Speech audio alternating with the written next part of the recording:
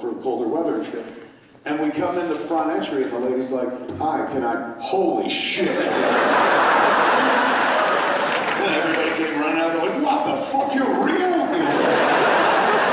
I honestly think the only way they would have been a little more impressive would have been if Cheech and Chong had showed up. So in buying and stuff like that, we took pictures of everybody, it was wonderful.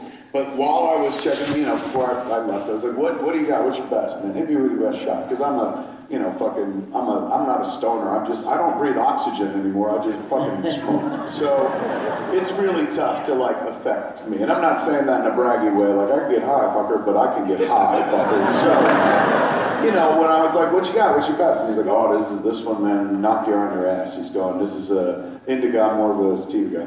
He was like, this is an indica, man. I smoke this, it knocks me out. And he's like, so be careful. I was like, oh, I will. You know, and I took that to the hotel and shit, because that was the locally grown thing, too. It was also, it comes right here from Colorado. I was very proud of that and shit.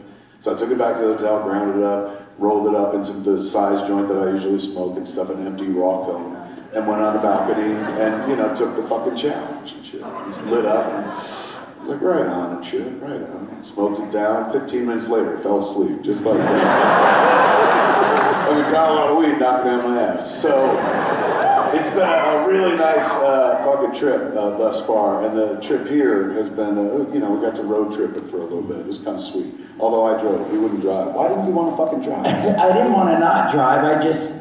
I just figured if I can go, I like to watch TV when I drive, so I know when I'm driving, when I'm by myself. Then I'm fucking glad that I drove. When I'm by myself, I put my iPad like right here in the middle console, and I'll drive and I'll look down and listen, and he won't let me do that. So I was like, I want to.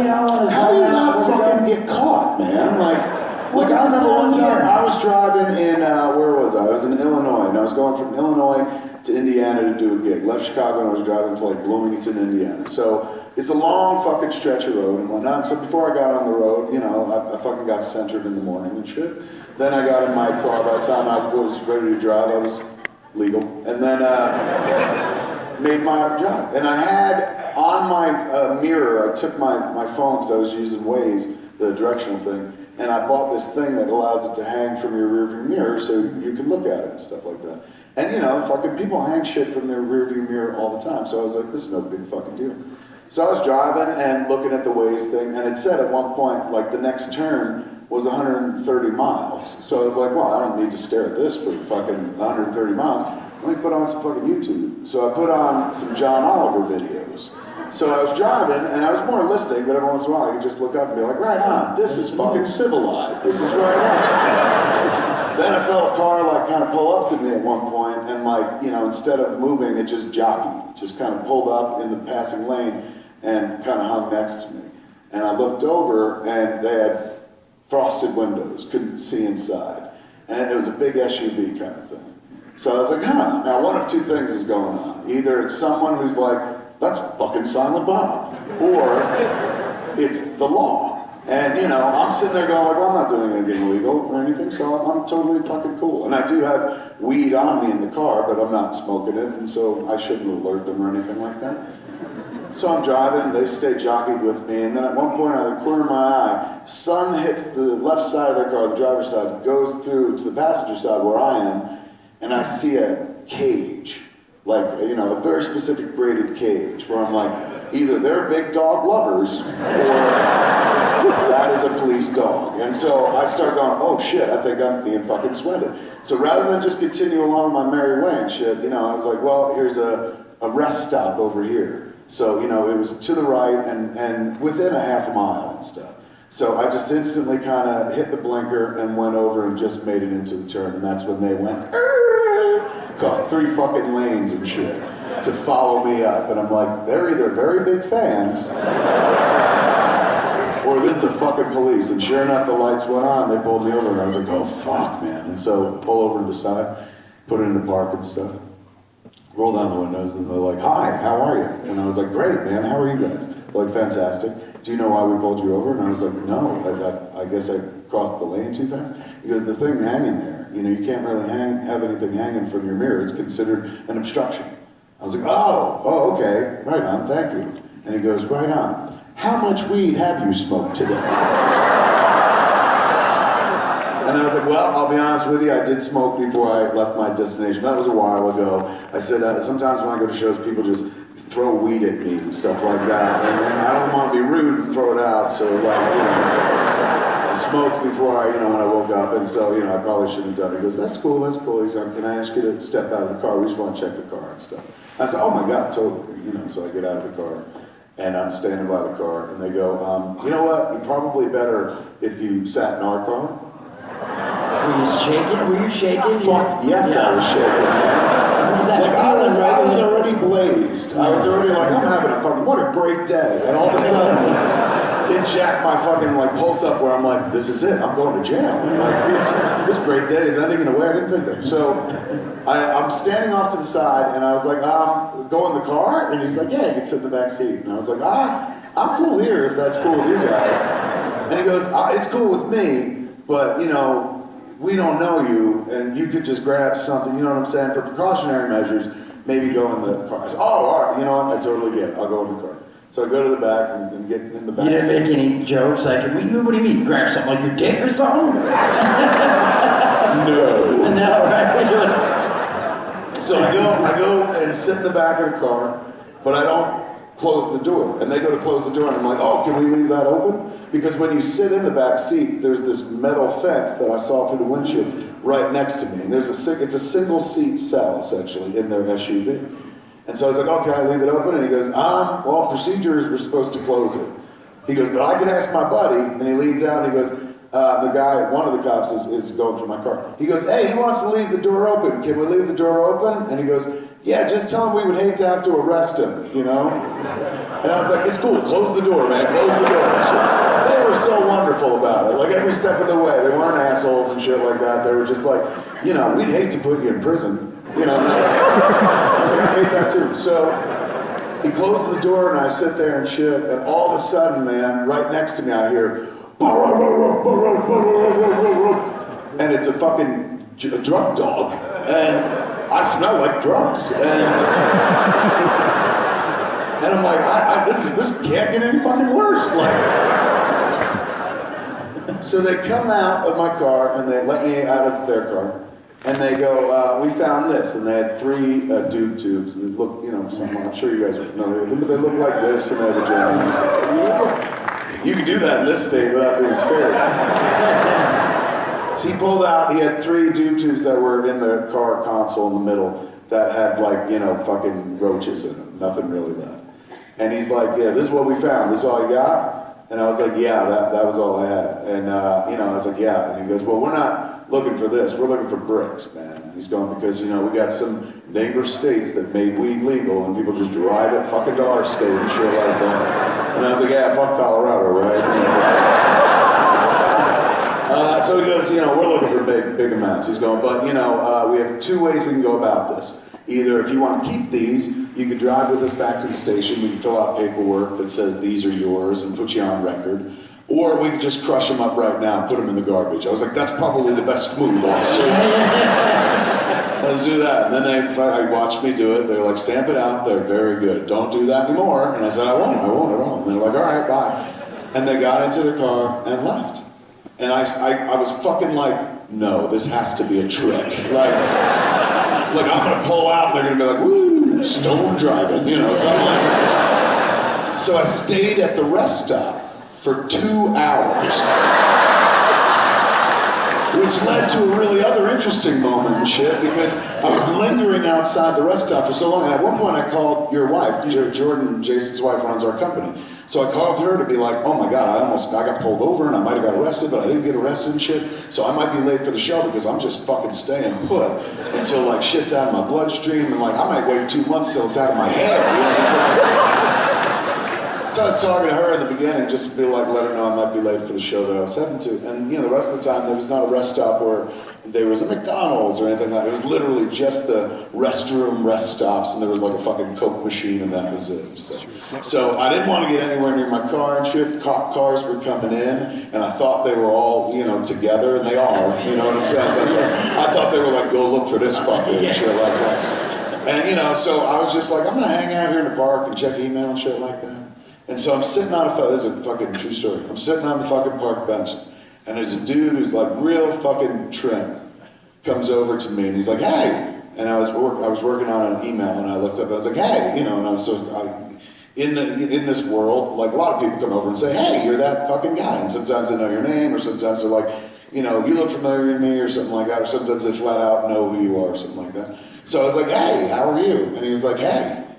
And I was like, and there was nothing, like just he stopped at hey.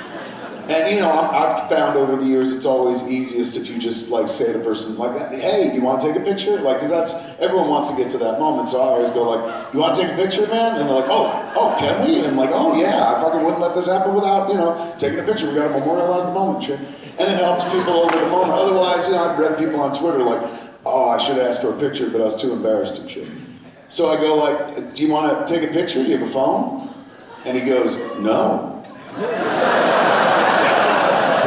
And I was like, oh, all right, my bad. Because I've met people who were like, I don't need a picture, I just want to say hi and shit like that. But he was saying no for a different reason that I didn't fucking understand just yet and shit like that. So he goes, no. And I was just like, oh, all right. And he goes, and I was like, you know, I've heard stories where Jason would go into bars and people would be like, hey, are you that guy from that movie? He's like, yeah. And then they fucking punch him in the face.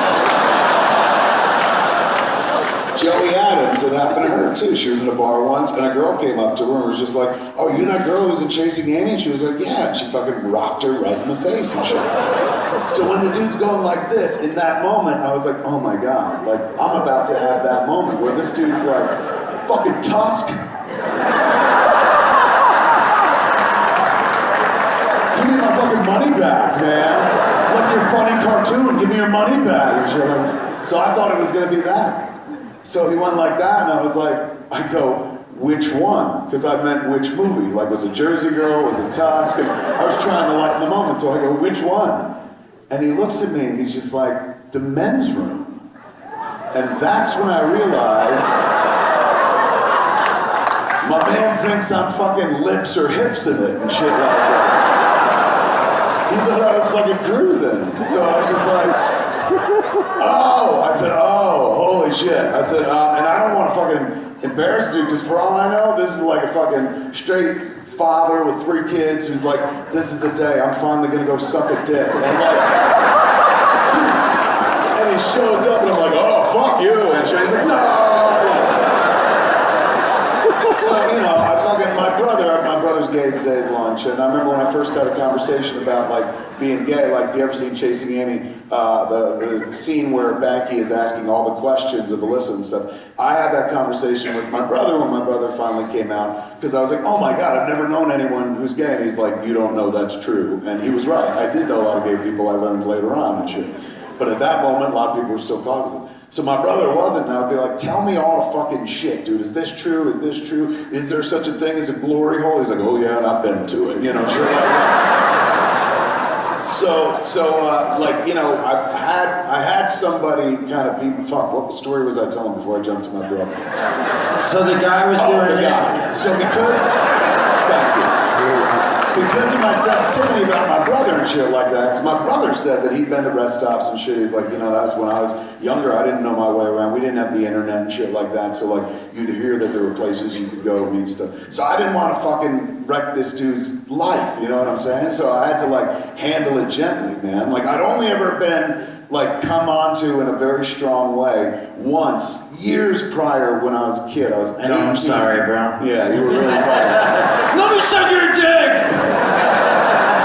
And if you'd asked nicer, I would have said yes. But no, I was in a pool at the YMCA when I was like 18, not the pool, a jacuzzi, got in a hot tub. And the dude got in a hot tub with me. And then all of a sudden I felt the dude like touch my leg, and not like he bumped my leg, it was literally like boop. And I like got up and got out and shit like that. Did you get a little bit of a boner though? No. No, but I almost, when I got out of the tub, I slipped and almost fucking fell. And I would have fell ass up and fucking, you know. But I remember I told my brother, I was like, oh, I I went back to the Y and I was like, look, I don't want my membership anymore. Like, and they're like, why? And I was like, I just want to cancel out, no reason. They're like, you need a reason. I was like, all right, the fucking dude came on me in the hot tub. I don't make a big deal about it, but I don't want to have a membership here anymore. And they're like, well, you have to have a membership. We don't refund them and stuff. You could move it to another Y. So I was telling my brother this story. My brother wasn't out yet. So I told my brother, I was like, I was at the Y, and somebody came on to me and shit, and they won't give me my money back. He goes, I'll buy your membership, buddy. Never put two and two together. So, I've got a cultural sensitivity. This was a long time ago. I'm fucking 46 years old, very fucking woke, as they say, and stuff like that. Most of my fucking friends are gay, including the dude I sit next to. And so, for me, it was like, I'm not gonna sit there and fucking make this dude feel bad, embarrass him and shit. I'll explain that he's on the right track, but this is the wrong tunnel, so to speak. So I was just like, oh my God, I was like, I'm so flattered. I said, but I'm not here, I'm not like here to do that. Like, I wish I was, but I got married and I committed myself to somebody, but it would have been awesome to suck dick in a public restroom. And they're just looking at me weird, and I was like, the only reason I'm sitting here is that I got pulled over by the cops, and I was waiting 2 hours to make sure I was not stoned at all to move on. So I'm sort of like, I'm hanging out in front. I guess it looks like I am cruising. And I said, the more I talk, the more I probably sound like some suburban dad who's trying to be like, oh, I'm not this, and got caught. And I just did a word soup until the dude walked away. That was it. He just said nothing. He wasn't like, thank you. He wasn't like, don't tell no one. He just fucking walked. He looked at me for a long time as I spoke, and then mid-explanation and shit, he just turned and walked away. It was so fucking strange. At that point, I was like, I should get in the car and get moving. So, fuck, why did I tell all those stories? You were talking about weed, yeah, and about getting in trouble hanging the thing on the mirror. Oh, how did you fucking watch shit? That's what a friend is for, man. Remembers the shit you forgot from like 5 minutes ago. So because I don't drive with it up here, I do it down here because I almost got in trouble once. I pulled up to when I live by the Hollywood Bowl, and they have the cops sit there and help the traffic and stuff because it's so crazy. So the only time I've ever got in trouble is because I do have a stand. It's a cup holder. It goes in the cup holder, and it's a gooseneck, and it holds your iPad. So it's that. You are a motherfucker dedicated to watching television in the car. Like, you were like, I tricked it out, man. So that was up a little high, so I pulled up and there was a red light going to my house, and the cop was like back more, but then he walked up to talk to some of the others, like they have volunteers, and then he looks over and he goes, you know you can get in trouble for that. And I was like, oh, well, I'm not really watching it, it's just on right now. And he's like, yeah, but you can't be doing that. I was like, all right, sorry, and the light turned green. I was like, sorry, it's okay, bye. Because again, luckily... Sorry, we'll stop. But yes, I try not to keep it up because I know I can get pulled over for that. But I wanted to go back really fast to the weed thing. Now, speaking of the staple, do you think because of that they won't have, because I pictured when we talked about like recreation, you can go in the store, I pictured like Starbucks drive-through and shit where you pull up and you're like, let me get 2 croissants and an ounce of weed, and you get a couple dabs.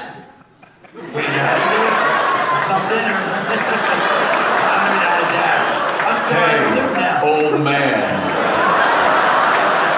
Leave it to the millennials, will ya? You stick to the Charleston and shit like that. This is your problem. You are such a fucking first world citizen, man. They create a state where they're like, smoke all the weed you want. You're like, why aren't there drive-thrus? Because you can't have an open bag, will they not do that?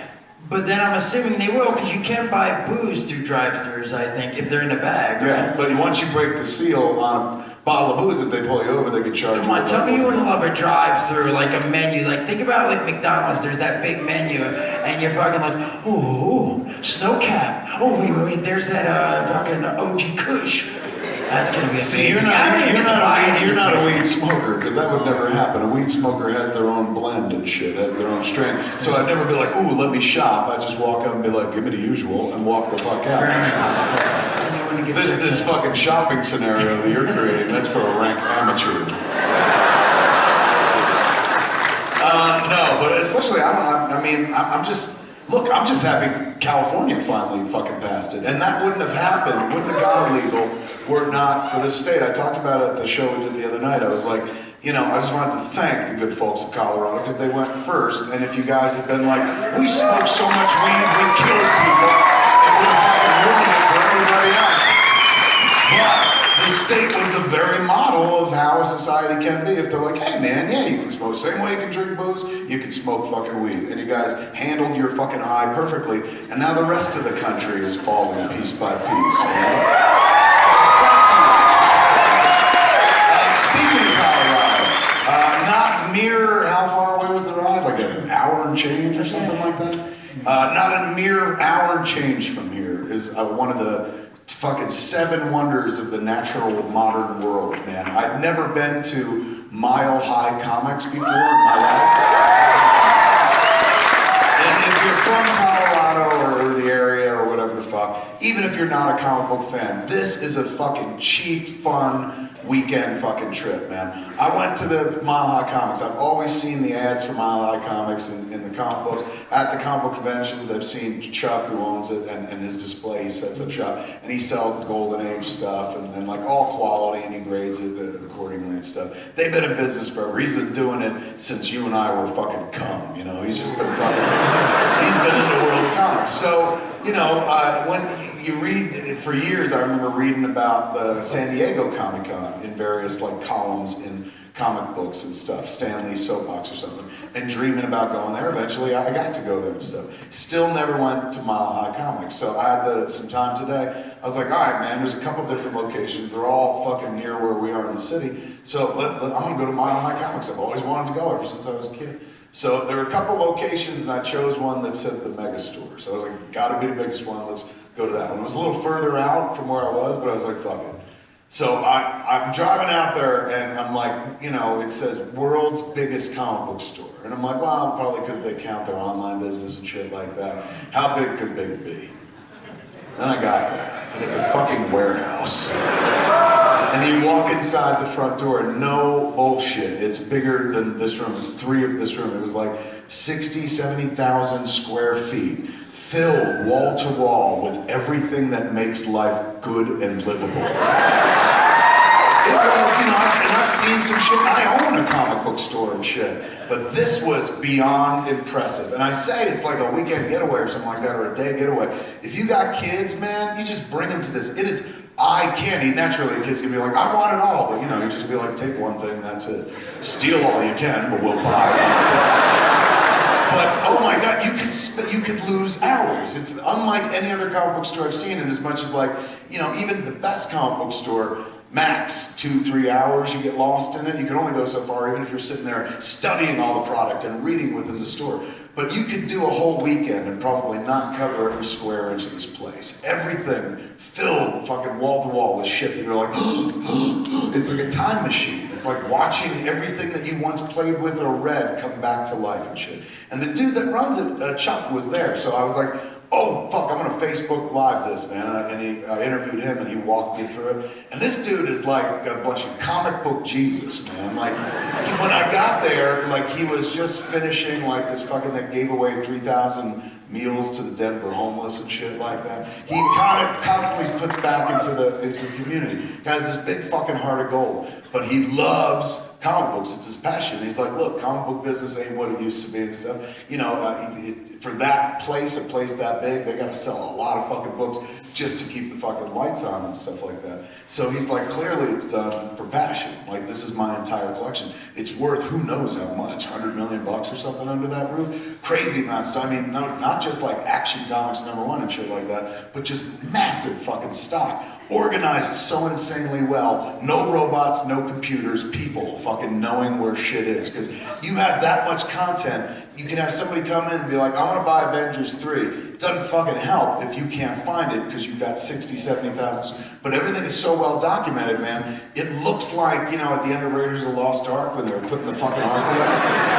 That's that's what it looks like, but they know where everything is and shit. It was spellbinding. So like, I'm sure many people in the room have been there, but a lot of times, like, I grew up around some shit that I never went to my entire life, because you just take it for granted. Like, oh yeah, that's here. I'm telling you, it's worth the time. Like, you probably can't get out of there without spending a few bucks, because everything there is like, oh, I want this, I want this.